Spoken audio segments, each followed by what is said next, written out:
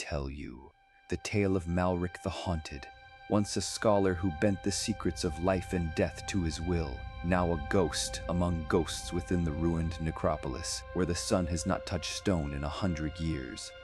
Under perpetual twilight, where dying daylight bleeds through bruised clouds, Malric wanders, as both warden and prisoner in a city sealed by sorrow and spellcraft gone awry. This is the legend of a man who wished to love beyond death and learned the true cost of such defiance. The necropolis sprawls beneath skies heavy with spells and despair. Crumbling towers claw at the dusk, pillars slick with centuries of moss and ichor. The ground itself breathes rot black earth, tickled by chill winds bearing the sobs of the unquiet. Here, every corner conceals bones and broken hopes. Here, necromancy lingers in the very air, potent and poisonous, turning the fleshless hosts into something more than mere torment. Malric's story began beneath these cracked arches on a night much like any other. He had loved Helena with a devotion as fierce as flame, but death had stolen her away. Racked by loss and unable to bear the silence she left behind, he raised her from the grave, with forbidden words, her name a prayer on trembling lips. Yet what returned was not his wife, but something twisted, tormented her eyes full of love and terror all at once.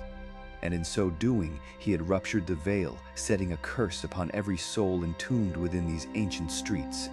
Each twilight, Malric drifts through the endless maze. Torches fail, only his will lights the path. The world outside is a legend, inside. Every moment is memory, every shadow a whisper of those he cannot save. The reanimated dead, some skeletal, others shrouded in heavy, tattered robes, watch him with longing, resentment, or neither. Sometimes, in their hollow faces, he glimpses Helena smiling, weeping, or perhaps accusing him for his hubris. His heart aches daily with the weight of 1,000 silent apologies. Was it courage to disrupt the balance, or did I simply love too blindly? Malric wonders, recalling her warm laughter, yet guilt gnaws deeper with each fading star. If death's kingdom demands payment, in whose coin is it made, hers or mine? One night as pale mist boils from between the crypts, Malric feels a new disturbance, a presence old as the stones and colder than their embrace. He follows the pull into the heart of the necropolis, past haunted fountains and blood-streaked stairways where the curse first took root. At its center lies the well of unraveling, a chasm that sighs with the breath of every soul trapped within. There, inscribed in the veins of black marble, Malric uncovers ancient runes, the record of a pact, not miscast by failure or accident, but forged in dark intent. An order of nihilistic cultists centuries past had bound the city's dead to eternal unrest, offering them as tribute to a forgotten god of death. His breath catches as the truth unfurls, a cold, sharp realization that shatters comfort and hope alike. His spell was the final chain, not the first.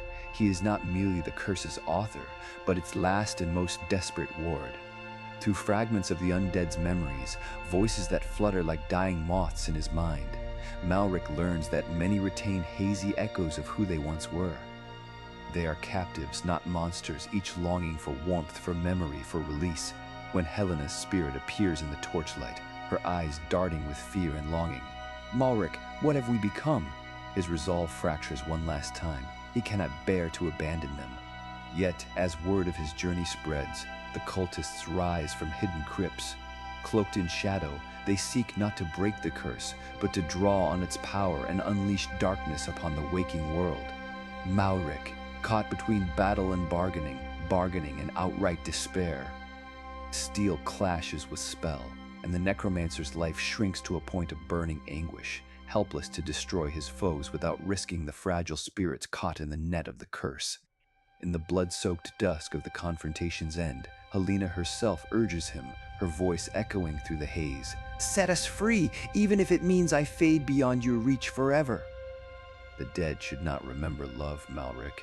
It only makes the darkness colder. He falls at last before the well, a man stripped of all but his guilt and devotion.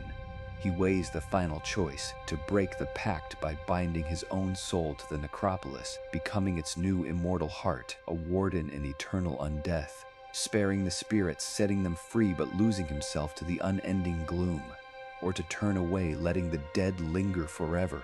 Helena among them, her voice a constant ache in his soul, hope forever out of reach. If I am damned, let it be for mercy, not for cowardice, Malric thinks. Let death have me in place of those I've wronged. Channeling the last reserves of his power, he severs the old god's pact, binding the curse tight around his own essence. The city shudders as spectral forms flicker and fade, pale lights rising like moths into the night sky. The streets, for the first time in centuries, grow silent. No more anguished voices, no shuffling of restless bones. At the heart of the necropolis, a single figure kneels. Malric, no longer holy man, but not quite a god, pulse gone, eyes luminous with blue ghost light, aches unspoken forever. And yet, as dawn hovers on the farthest edge of the horizon, a single spectral flame lingers beside him. Helena's spirit smiling with bitter gratitude and love. Whether Malric has won redemption or sealed himself in deeper damnation, none living can say. Only the necropolis stands witness, quiet once more, its secrets held and its memories preserved in dusk and sorrow. The tale ends, but its echo lingers. Would you have paid Malric's price for love and forgiveness? Would you have walked away or knelt beside the well for all of time? Let us know in the comments and share your thoughts by firelight. And remember, brave adventurers, like and subscribe, for more stories from the shadowed realms of Dungeons and Dragons await those with courage to listen.